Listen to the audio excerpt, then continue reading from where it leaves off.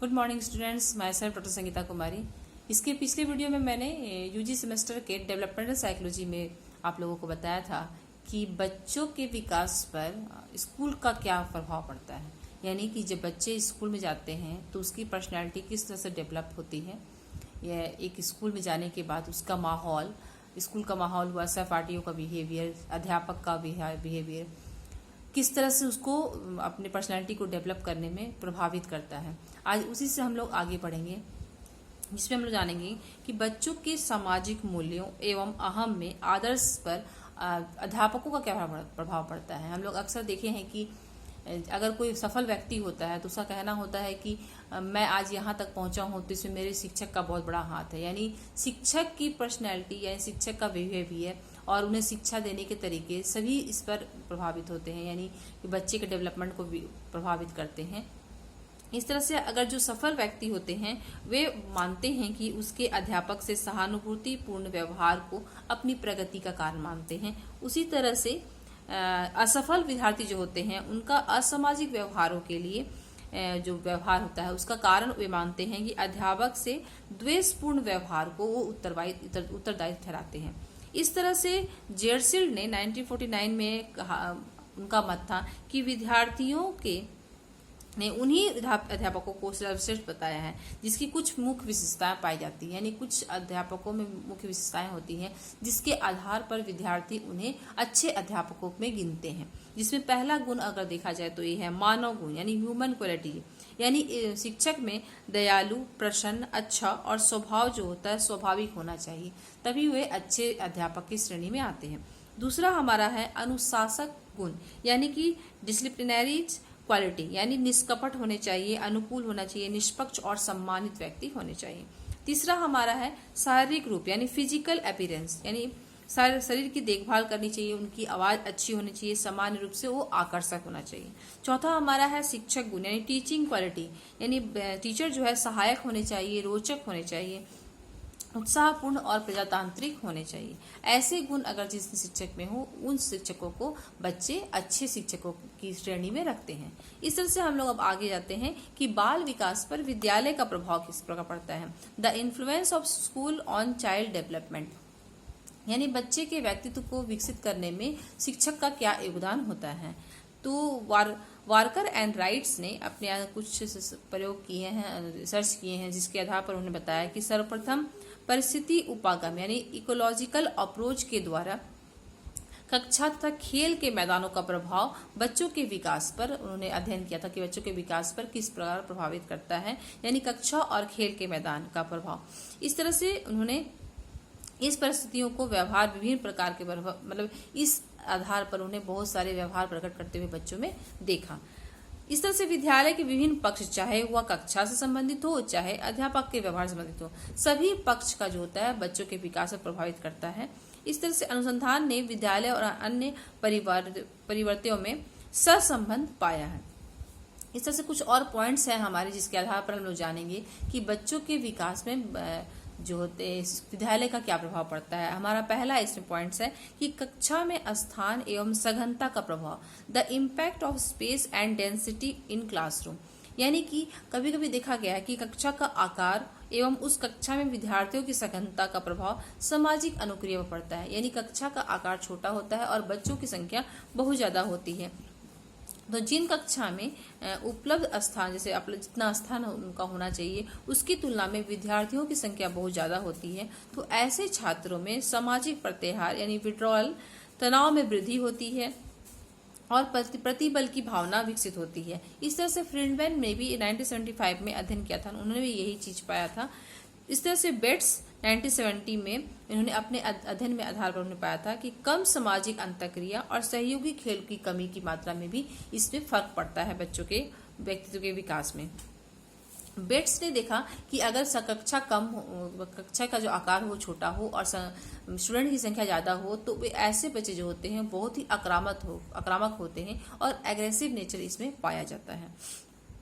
Next हमारा topic है कक्ष व्यवस्था का प्रभाव यानी इफेक्ट ऑफ रूम अरेंजमेंट। अगर किसी भी स्कूल का जो कक्षा होता है वह बहुत ही अच्छा से अरेंजमेंट होता है यानी सजा हुआ रहता है, सुव्यवस्थित रहता है, तो इसका भी प्रभाव बच्चों के विकास पर पड़ता है। यानी सुव्यवस्थित अगर कक्ष रहता है तो बच्चों में एकाग्रता पाई जाती है, सामाजिकता में वृद्धि पाई जाती है, और अगर कक्षा जो है और अत्यधिक संगठित होता है तो बच्चों में शारीरिक व्यवहार की तुलना में वाचिक व्यवहार अधिक पाया जाता है, और विघटित कार्य जो होता है, विघटनकारी जो व्यवहार होता है उसकी तुलना में उत्पादक कार्य व्यवहार अधिक पाया जाता है। इस पर रोगर्स ने भी अध्ययन किया था 1976 में, तो उन्होंने भी यही चीज पाया। कैंट्स एंड रिल्ले ने 1977 में अध्ययन किया था। इन्होंने पाया कि अगर किसी भी विद्यालय की चार दीवारी है यानी बाउंड्री घेरी हुई है तो ऐसे बच्चे जो ऐसे स्कूल के जो बच्चे होते हैं उनमें एकाग्रता की अधिक मात्रा पाई जाती है, बशर्ते कि जिन स्कूल के बाउंड्रीज नहीं होते हैं।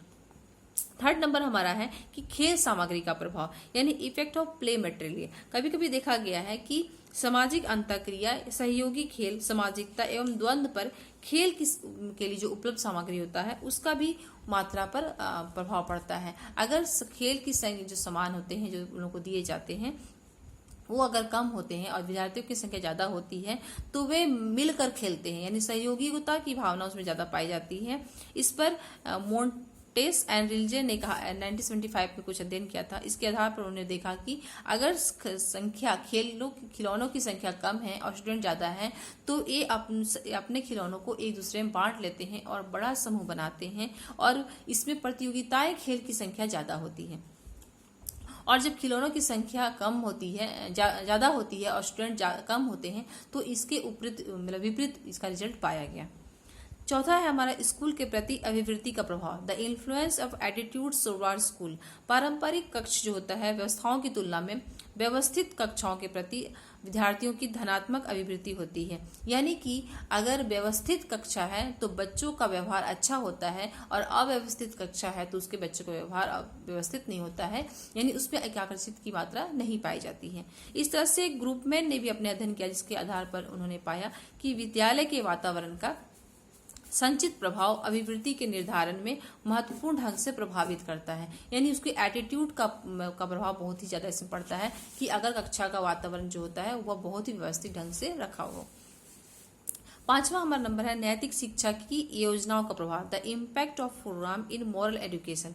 ऐसा देखा गया है कि अगर बच्चों को नैतिक शिक्षा दी जाती है तो वे बच्चे में तार्किक शक्ति की वृद्धि होती है, यानी वे ऐसे बच्चे में लॉजिकल जो होता है नॉलेज ज्यादा होता है, वे परोपकार की भावना विकसित कर लेते हैं, और समूह में सदस्यों के प्रति अंतःक्रिया में वृद्धि पाई जाती है, और नैतिक व्यवहार संतोषप्रद होता है, मूल्य प्रणाली के अनुसार निर्णय लेते हैं, यानी जैसा कंडीशन आता है उसके अनुसार से उनमें निर्णय लेने की शक्ति उसमें उत्पन्न हो जाती है, और सामाजिक नियमों को ये अच्छी तरह से सीखते हैं, और आपराधिक कार्यों से दूर रहते हैं और अनुशासित रहते हैं। यानी जिन बच्चों को नैतिक मूल्य सिखाए जाते हैं स्कूल में वैसे बच्चों में इस तरह के गुण पाए जाते हैं।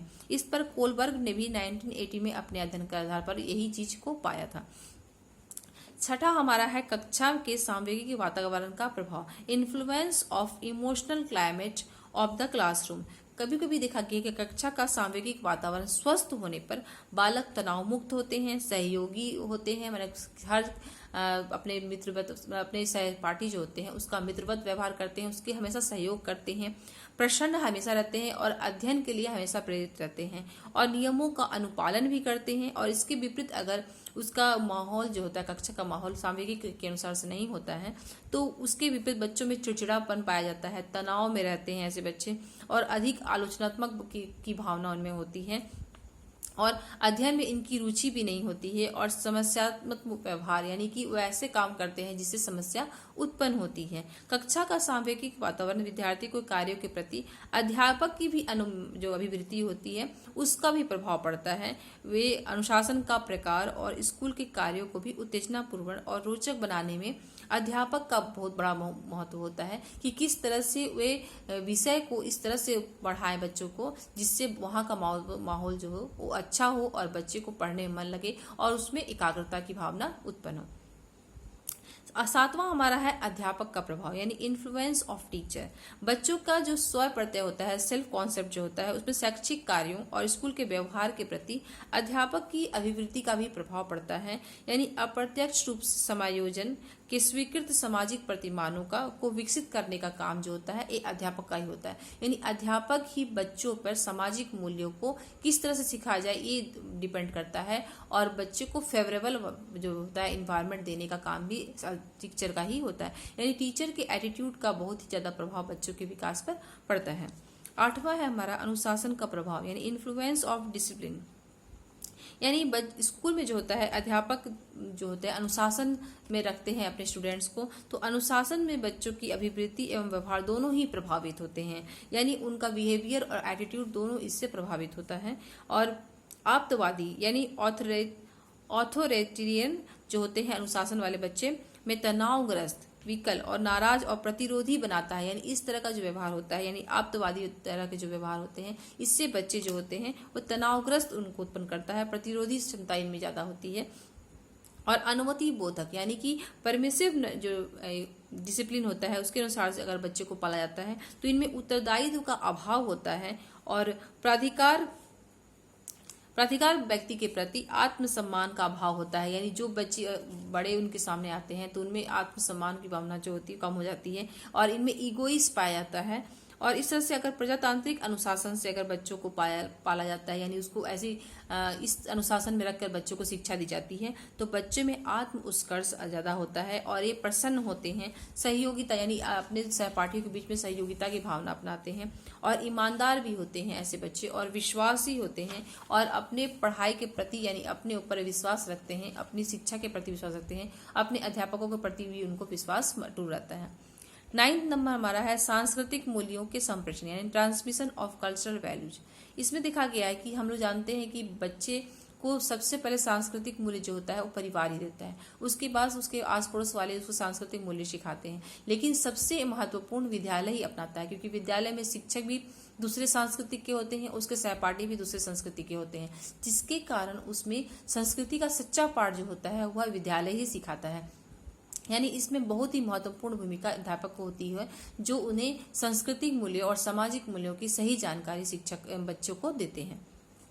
10वां हमारा है अध्यापकों का पक्षपात यानी फेवरिज्म ऑफ टीचर्स। कभी कभी देखा गया है कि अध्यापक जिस बच्चों से प्रेम करते हैं तो ऐसे बच्चों में अहंकार आ जाता है, वे अक्खड़पन हो जाते हैं और आत्म केंद्रन उसमें विकसित हो जाता है। लेकिन जो बच्चे जबकि बच्चे जो अप्रिय होते हैं यानी जो बच्चे को टीचर पसंद नहीं करते हैं, तो वैसे जो छात्र होते हैं वे विद्वेषी हो जाते हैं, विरोधात्मक व्यवहार करते हैं, उपद्रवी हो जाते हैं, स्कूल के प्रति आलोचक हो जाते हैं, यानी वे सब जगह अपने स्कूल की आलोचना करते हैं। 11वां नंबर हमारा है शैक्षिक उपलब्धियों का प्रभाव यानी इम्पैक्ट ऑफ एकेडमिक अचीवमेंट। कभी कभी देखा गया है कि स्कूल में बच्चों में मिले श्रेणी से उसका व्यक्तित्व प्रभावित होता है, यानी अगर क्लास में कोई पोजीशन हासिल करता है तो उससे उसका पर्सनैलिटी जो होता है वो बहुत ज्यादा प्रभावित होता है। इससे उसमें ईगो आ जाता है और अपने ईगो को वह कम ना हो, इसलिए वह कभी कभी ये फायदा भी होता है इससे कि अगर बच्चा कोई अपने क्लास में अच्छा पोजीशन पाता है तो उसी चीज को मेंटेन रखने के लिए वो बहुत ही अधिक मेहनत करता है और अपने ही मतलब मन लगाकर पढ़ता है। 12वां नंबर हमारा है सामाजिक उपलब्धि का प्रभाव यानी इम्पैक्ट ऑफ सोशल अचीवमेंट। इसमें देखा गया है कि सामाजिक उपलब्धियों का मापन सामाजिक स्वीकृति और नेतृत्व की भूमिका प्राप्ति के रूप में करता है। यानी कि स्कूल में उसे सामाजिक मूल्यों के बारे में जब शिक्षा दी जाती है तो इसमें बच्चों में एक नेतृत्व की भावना आती है, यानी वो समाज के लिए ऐसे क्या करे जिससे उसका समाज आगे की ओर बढ़े, यानी उसमें लीडरशिप के गुण भी आते हैं। तो इसका भी बहुत बड़ा योगदान स्कूल का होता है कि उसे ऐसी शिक्षा दी जाती है कि उसमें सही सही सामाजिक मूल्यों को प्रतिरोपित किया जा सके। 13 नंबर हमारा है स्कूल पर चरित्र पर स्कूल का प्रभाव यानी influence of school on character. विद्यालय में क्या होता है, प्रवेश लेने के बाद बच्चे में अध्यापक, सहपाठी और विद्यालय का जो वातावरण होता है उससे कुछ ना कुछ बच्चा सीखता है, इससे उसकी पर्सनालिटी डेवलप होती है।